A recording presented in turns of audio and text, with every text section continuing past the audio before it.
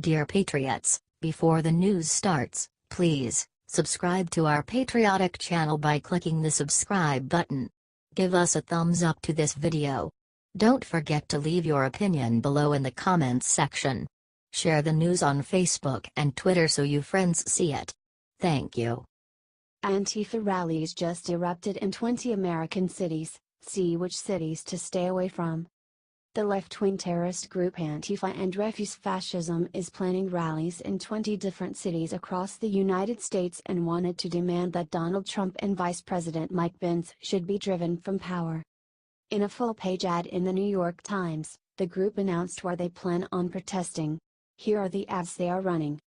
The head of the Refuse Fascism organization told Newsweek in a phone interview the following.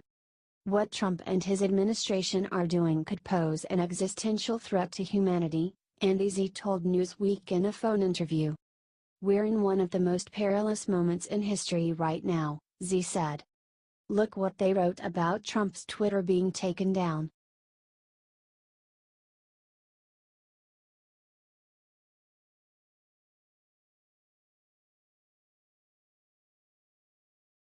Newt Gingrich just risked everything to tell shocking truth about coming war with radical Islamic terrorists.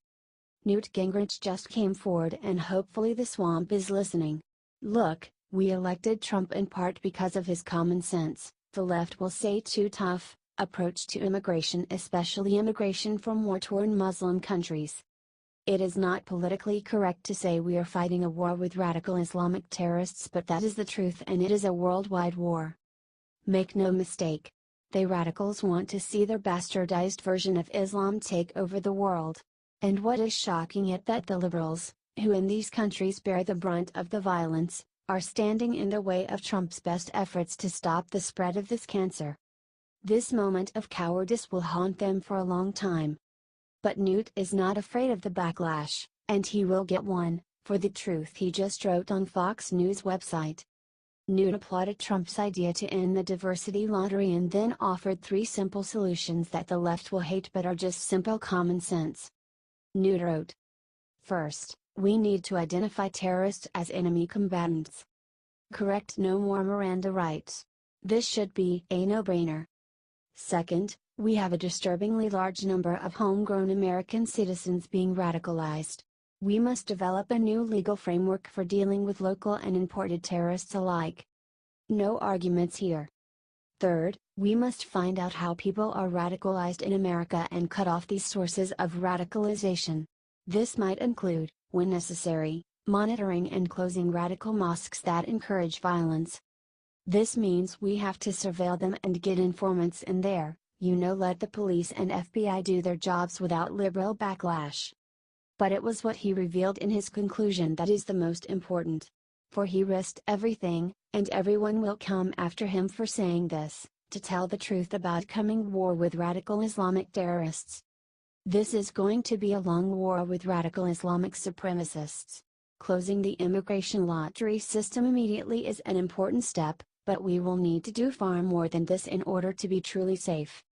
Yes, this is a war for the soul of the entire world and we need to start treating it as such. Share if you agree.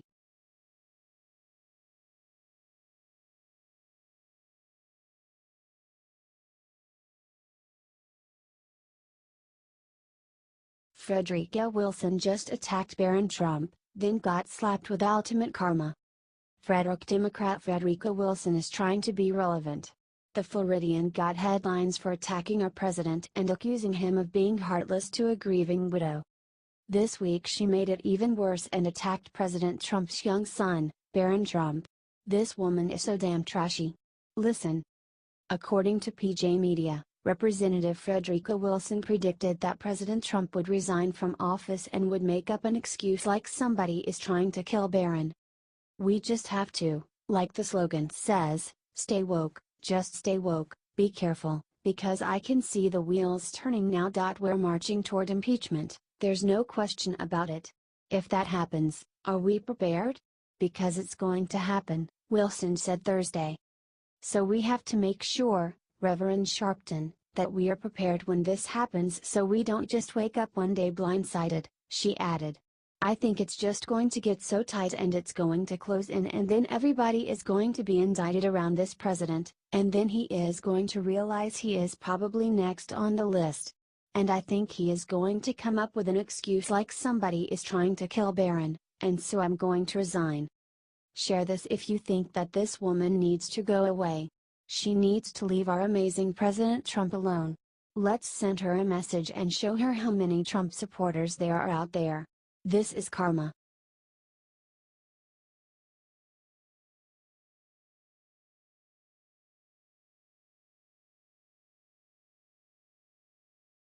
Shocking new video surfaces of Nancy Pelosi and she must resign immediately for good of country. Nancy Pelosi is having a tough year. Hillary lost, which wasn't entirely a shock to DC insiders who knew the race was close and knew America loathed Hillary. But no one really saw what Hillary did to the rest of the Democrat ticket coming. Every damn thought, at the very least, they would take back the Senate. Russ Feingold was leading by double digits late in his Wisconsin Senate race. But as the race tightened Hillary's arrogance, she refused pleas for help from Feingold and watched him sink in the polls thinking it wouldn't affect her. But the reason Russ was sinking was because of Hillary, and she couldn't bother to even show up in Wisconsin and put up a fight. So the real shocker was not that Hillary lost but that the Dems didn't take the Senate. And that is Hillary's true tragedy. She not only lost the White House but she gave the GOP the Senate. If I was a Democrat I would never forgive her. And Pelosi knew how disastrous that would be. The Democrats have no power. As long as the GOP stays together, they will have none. The best she can hope for is to divide and delay. It won't work. But she went out to the podium yesterday to try and was all set to bash Trump's tax plan. But it backfired. Horribly. In the most humiliating way possible. And that is saying a lot for Nancy Pelosi.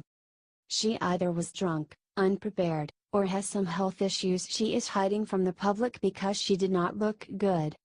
Forgetting what time of day it was, mumbling, forgetting names, botching easy words and butchering complex ones, it was a performance that normally would start cause for her to step down.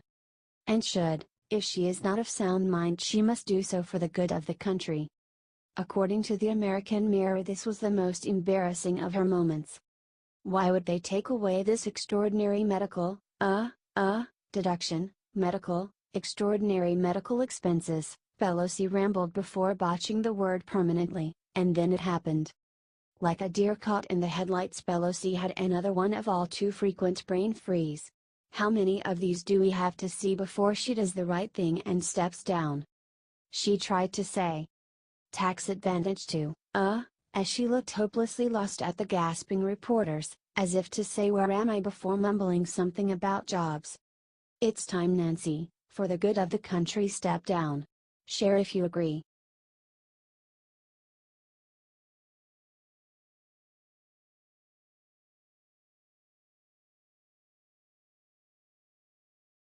Sarah Sanders sends Bush presidents scurrying to dustbin of history with brutal truth after they attacked Trump. Today we had some bombshell news from the former Bush presidents. They, more so than Clinton or Obama, always respected the idea that they don't criticize the next guy, because the job's too hard. But that is all gone now after they launched a combined sneak attack against Trump today. I am not doubting their past service to this great nation, and if they really feel this way, more power to them. However, if this is political and is payback for how Trump manhandled low-energy Jeb, or called out the establishment for their many failures, then it is something else. Time will tell.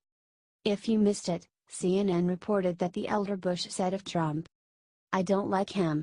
I don't know much about him, but I know he's a blowhard. And I'm not too excited about him being a leader." George W. Bush piled on too and took a few shots at Trump, saying he had no idea what it meant to be in the White House. They are entitled to their opinion, but they are not entitled to their facts. For those who turn to a hastily released statement sent to CNN from Sarah Huckabee Sanders' White House communication team. Sarah is currently with Trump in Asia, and you just know she would have loved to deliver this stinging rebuke in person. So just imagine her voice speaking the following statement for full effect. If one presidential candidate can disassemble a political party, it speaks volumes about how strong a legacy its past two presidents really had. And that begins with the Iraq War, one of the greatest foreign policy mistakes in American history. President Trump remains focused on keeping his promises to the American people by bringing back jobs, promoting an America First foreign policy and standing up for the forgotten men and women of our great county. Correct. I guess the establishment has not gotten over their historic rout in the 2016 elections, where Trump took on not just the GOP but the entire Democratic establishment and wiped the floor with a bunch. Share this if you think America made the right choice in electing Trump.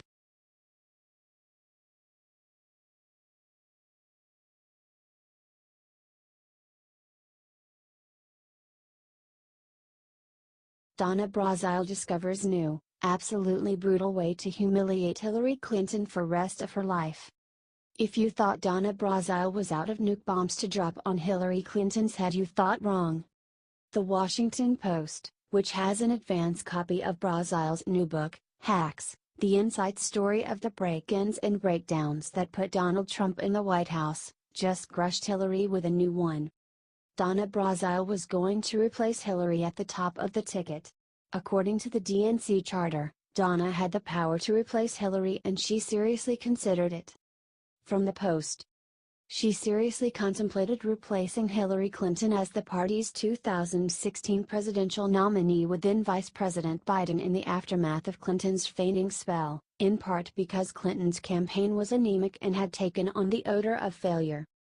In other words, it was worse than anyone thought, and as each new revelation throws cold water on her Putin excuse, it makes one wonder about Mueller. Donna says she considered multiple different options to replace Hillary and in the end decided on Joe Biden and Senator Cory Booker. Because she thought, as did everyone else in America except Hillary, that the key to victory was the working class vote and they hated Hillary but tended to like Biden. But in the end, political correctness and sexism kept her from doing the one thing that may have saved the Dems. I thought of Hillary, and all the women in the country who were so proud of and excited about her. I could not do this to them. I bet they think differently now, huh, Donna? While we appreciate the real truth, the liberals will turn on you because they see Trump as worse than Hitler and they will blame you for not saving them from him. Get ready, Donna. It will be brutal. Donna also ripped Hillary's campaign for lack of messaging. And worse, lack of enthusiasm, writing that Hillary's Brooklyn HQ was like someone had died. No enthusiasm, no energy, no passion, the last gasp of the dying establishment, and we were lucky enough to get a front row seat for the glorious spectacle. Share if you agree.